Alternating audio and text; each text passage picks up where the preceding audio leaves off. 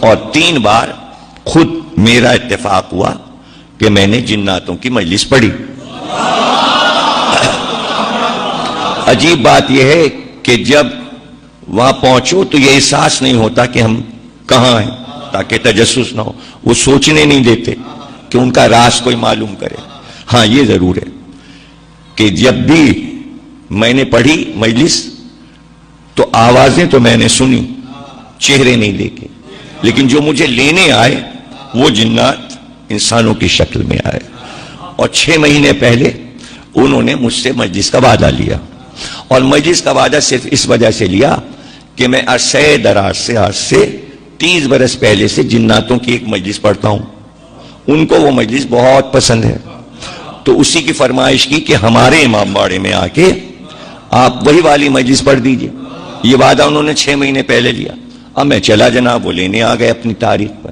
پہنچا اس جگہ سے تو بارہا گزرے تھے، لیکن وہاں سے جو نیا راستہ شروع ہوا وہ تو ہم جانتے ہی نہیں تھے کہ یہ کہاں سے آ گیا. اور پھر ایک ایسی جگہ انہوں نے سواری روکی کہ وہ دروازہ ہم نے پورے کراچی میں نہیں دیکھا تھا. سفید رنگ کا بڑا دروازہ، اس کے اندر لے گئے. بہت بڑا صحن، چاندنی کھلی ہوئی.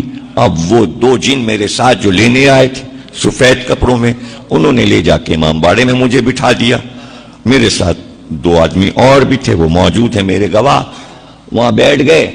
سناٹا اور لائٹ کا نام و نشان نہیں، روشنی نہیں. اب اندھیرے میں سائے نظر آ رہے ہیں. اور میں کہہ رہا ہوں بھائی مجلس کب شروع ہوگی؟ کہنے لوگ آ گئے، بس اب شروع ہونے والے. میں نے کہا لوگ تو کوئی نہیں دکھائی دے رہا، اب اندھیرے میں بھی آنکھیں پاڑ پاڑ. کہ نہیں آپ پریشان نہ ہو، لوگ آ گئے ہیں، مجلس شروع ہونا. اتنی دیر میں سوسخانی شروع ہو گئی. تب محسوس ہوا کہ گریا کی آوازیں آ رہی ہیں، یعنی یہ سب بھرا ہوا ہے، پورا امام باڑہ بھرا ہوا ہے، اتنی آوازیں آ رہی ہیں. پھر میں ممبر پہ گیا، میں نے مجلس پڑھی. فرمائش تھی ان کی کہ جناب سکینہ کی شہادت پڑھیے گا اور جعفر جن کی مجلس پڑھیے گا. خیر جب میں نے شہادت پڑھی تو اتنی دیر میں تابوت برآمد ہوا. اب جب میں ممبر سے اترا تو میں نے دیکھا سفید پھولوں سے سجا تابوت شہزادی کا صحن میں آیا، لیکن کوئی اٹھانے والا مجھے نظر نہیں آیا، بس وہ ہوا پہ رما نظر آیا. مجلس ہو گئی، انہوں نے مجھے تبرک دیا. 8 دن تک تو وہ تبرک ختم نہیں ہوا، بلکہ کئی گھروں میں بانٹا گیا.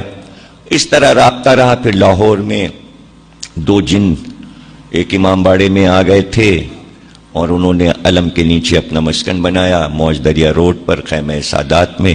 یہ قاسم یہاں موجود ہیں، آپ کو بتائیں گے. یہ شریک ہوئے ہیں ان مجالس میں. 20 محرم کو یہ جنوں کی فرمائش کی مجلس میں لاہور میں عرصہ دراز تک پڑھتا رہا خیمہ سادات میں. اور وہاں جو دونوں جن رہتے ہیں ان کے نام بھی مجھے معلوم ہے اور میں نے ممبر سے بتا دیے تھے. ایک کا نام قیصر حسین ہے، ایک جن کا نام ہے، دوسری خاتون ہے. اور وہ علم کے نیچے 3ری منزل پر وہ لوگ مسکن بنائے ہوئے ہیں. تو جب خیمہ سادات میں ہم جاتے ہیں تو وہ فرمائش ہوتی ہے کہ جنوں والی مجلس پڑھ دیجئے. اس میں بڑا مجمع ہوتا ہے، پورا لاہور ٹوٹا ہوتا ہے، سڑکیں بند ہو جاتی ہیں. ادھر کئی برس سے لاہور جانا نہیں ہوا اور میں وہ مجلس نہیں پڑھ سکا. ایک مجلس اور میں نے جنوں کی پڑھی، ایک جنوں کی مسجد لکھنؤ میں بھی ہے. اگر اور سارے قصے آپ کو بتاؤں گا تو بہت طویل ہو جائے گا. مختصر یہ کہ جس مجلس کی فرمائش جنات مجھ سے کرتے ہیں وہ مجلس میں آپ کو آخر میں سنائے دیتا ہوں کہ ان کو یہ مجلس کیوں پسند ہے. وہ واقعہ یہ ہے کہ ایک بزرگ یہ کہتے ہیں کہ ایران کے کتب خانے میں جو روضہ امام رضا ہے وہاں ایک کتاب خانہ ہے، اس میں ایک کتاب دریافت ہوئی تھی.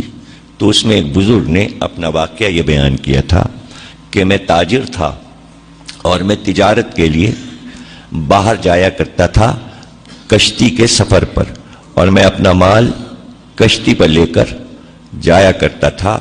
ایک بار واپسی میں طوفان آیا اور طوفان جو آیا تو میری کشتی ٹوٹ گئی اور سب کچھ میرا مال بہہ گیا دریا میں. اور یہاں تک کہ کشتی جو ٹوٹی تو میں بے ہوش ہو گیا. جب مجھے ہوش آیا تو پتہ یہ چلا کہ کشتی کے لکڑی کا ایک تختہ جس پر میں پڑا تھا اس نے مجھے بہا کر کنارے ساحل پہ پہنچا دیا تھا. میری آنکھ کھلی تو صرف آسمان نظر آیا یا سامنے پانی نظر آیا. پیچھے مڑ کر دیکھا تو صحرا نظر آیا. میں بڑا حیران ہوا کہ میں کہاں آ گیا اور کس سرزمین پر آ گیا. کچھ دور اٹھ کر میں چلا تھا کہ ہوا تیز جب آئی تو ایسی ہوا میں نے کبھی محسوس نہیں کی تھی. بہت تیز چل رہی تھی لیکن ہوا میں بہت سی آوازیں میرے کان سے ٹکرائیں. یہ آوازیں رونے کی آوازیں تھیں. چاروں طرف سے چیخنے اور رونے کی آواز آ رہی تھی. میں ڈر گیا, میں سہم گیا, لیکن پھر ہمت کر کے میں آگے بڑھا تو میں نے یہ دیکھا کہ ایک شخص زمین پہ بیٹھا ہے. جب وہ چیخ کر روتا ہے تو اس کے جواب میں کئی ہزار آوازیں چاروں طرف سے رونے کی آتی ہیں. میں بہت ڈر گیا. میری ہمت نہیں پڑ رہی تھی کہ میں قریب جاؤں, اس لیے کہ اس آدمی کی جو حالت تھی وہ ایسی تھی کہ اس کے بال الجھے ہوئے اس کے چہرے پہ پڑے تھے. اس کی آنکھیں لال سرخ ہو رہی تھیں اور وہ سر جھکائے زمین پہ بیٹھا چیخ کے روتا تھا. ایک جگہ روتا, پھر اٹھتا, دوسری جگہ جاتا, پھر آگے بڑھتا, پھر کہیں بیٹھتا, پھر روتا. اور جب وہ روتا تو چاروں طرف سے رونے کی آوازیں آتی تھیں. لیکن میں نے یہ دیکھا کہ جب وہ زمین پہ بیٹھتا ہے تو انگلی سے کچھ زمین پہ لکھتا ہے. میں نے سوچا کہ صحرا میں اس کے علاوہ کوئی نہیں ہے, میں کہاں جاؤں گا؟ کوئی راستہ بھی نہیں نظر آ. تو میرے دل نے کہا کہ پشت پر پیچھے سے جا کر میں یہ دیکھوں کہ یہ زمین پہ لکھتا کیا ہے. میں آہستہ آہستہ اس کے پیچھے گیا اور پھر میں نے چھپ کے دیکھا کہ یہ زمین پہ کیا لکھتا ہے. اب جو میں نے دیکھا تو وہ انگلی سے لکھتا تھا یا حسین, یا حسین. جب میں نے حسین کا نام لکھا دیکھا تو بڑی میری ڈھارس ہوئی. پھر میرا ڈر ختم ہو گیا کہ اب اس سے ڈرنا نہیں چاہیے, بلکہ یہ حسین کا کوئی چاہنے والا لگتا ہے, یہ مجھے اذیت نہیں پہنچائے گا. اس لیے میں گھوم کر اس کے چہرے کے سامنے آیا. میں نے سلام کیا. میں نے سلام کیا تو اس نے چہرہ اٹھایا. اس نے حیرت سے مجھ کو دیکھا. میں نے اس سے سوال کیا تم کون ہو؟ تو اس نے فوراً کہا کہ تم مجھ سے پوچھو کہ میں کون ہوں, تم بتاؤ کہ تم کون ہو اور تم یہاں کیسے پہنچے. تو فوراً میں نے کہا کہ میں تجارت کرتا تھا, میری کشتی طوفان کی نظر ہو گئی, کشتی ٹوٹ گئی, لکڑی کے تختے نے مجھے یہاں تک پہنچایا. مجھے اب نہیں نظر آتا کہ میں اپنی منزل پہ پہنچوں گا, لیکن اس صحرا میں نے تمہیں دیکھا, میں نے اپنا حال تمہیں بتا دیا کہ میں مسافر ہوں اور پریشان ہوں. اب تم بتاؤ کہ تم کون ہو. میں تمہارا نام اس لیے پوچھنا چاہتا ہوں کہ تم میرے مولا کا نام یہاں پر کیوں لکھ رہے ہو؟ میں نے اس سے کہا اس نام کی قسم مجھے بتاؤ تم کون ہو. تو اس نے کہا مجھے حیرت ہے کہ تم یہاں تک کیسے پہنچے, اس لیے کہ یہ صحرا ملک عدم کا کنارہ ہے, یہ دنیا کا وہ حصہ ہے جہاں آدم ذات نہیں پہنچ سکتا. تمہیں کسی طاقت نے یہاں پہنچایا ہے اور تم اس نام کے بارے میں پوچھتے ہو. یہ میرا آقا ہے, میں اس کا غلام ہوں. کہا تم کون ہو؟ تو اس نے سر جھکا کر کہا میں زعفر جن ہوں, میں جنوں کا بادشاہ ہوں.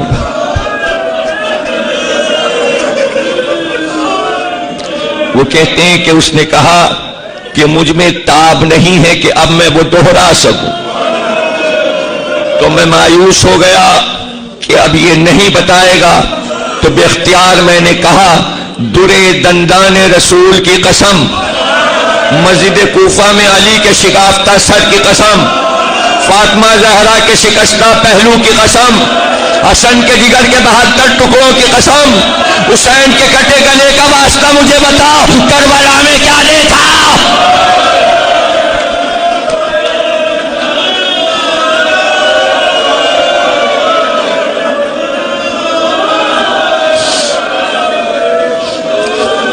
چیخ کر رونے لگا جعفر جن۔ جب ہوش آیا اس نے کہا تم نے اتنی قسمیں دی ہیں تو سنو، میرے تاج پوشی کا جشن ہوتا تھا میرے دربار میں، تمام جنات میرے دربار میں حاضر ہوا کرتے تھے۔ جب سے مولا علی نے میرے سر پر تاج رکھا تھا میں ولایت علی کی یاد میں جشن مناتا تھا کہ آج کا وہ دن ہے کہ جناتوں کی حکومت مولا علی نے مجھ کو عطا کی، اس لیے میرے دربار میں سارے سردار اجنہ جمع ہو جاتے تھے اور خوشی کا اظہار ہوتا تھا، اور اس وقت دوبارہ میرے سر پہ تاج رکھا جاتا تھا اور میں تخت پہ بیٹھتا تھا۔ اچانک جشن ہو رہا تھا کہ دو جنات میرے ساتھی میرے دربار میں روتے ہوئے داخل ہوئے۔ میں نے کہا آج خوشی کا موقع ہے، تم رو کیوں رہے ہو؟ تو انہوں نے کہا ابھی میں نجف سے زیارت کر کے جو نکلا کہ تیرے دربار میں حاضر ہو تو میرا رخ کربلا کی طرف ہو گیا۔ جب میں کربلا سے چلا تو عجیب منظر دیکھا، اے امیر یہ تخت و تاج جس کے صدقے میں ملا ہے، صبح سے اب تک حسین لڑائیوں پہ لڑائیاں لڑ چکے، کتنے لاشیں اٹھا چکے، ارے کچھ پتا ہے فاطمہ زہرا کا باپ کربلا میں تاراج ہو رہا، رسول کا گھر لٹ رہا۔ جعفر کہتا ہے یہ سننا تھا کہ میں نے تاج اپنے سر سے پھینک دیا، میں نے نالین پیروں سے اتار دی اور میں نے ان سے کہا مجھے لے کے چلو، کہاں میرا آقا حسین ہے؟ جعفر کہتا ہے میں نے اپنی فوج کو حکم دیا کہ پوری فوج تیار ہو جائے اور فضا میں آ جائے، میرے ساتھی جن آگے آگے فضا میں پرواز کرتے چلے، پیچھے پیچھے میں اور میرا لشکر سارا ساتھ، یہاں تک کہ جب میں پہنچا عراق کی سرزمین پر تو مجھے دریائے فرات نظر آیا، دریائے فرات کے کنارے مجھے ایک شیر کا لاشا نظر آیا جس کے دونوں شانے کٹے تھے۔ میں نے اپنے ساتھیوں سے پوچھا یہ کس کا لاشا ہے؟ اس کا چہرہ تو علی جیسا ہے۔ تو میرے ساتھیوں نے کہا یہ حسین کا علمدار عباس مارا گیا ابھی ابھی۔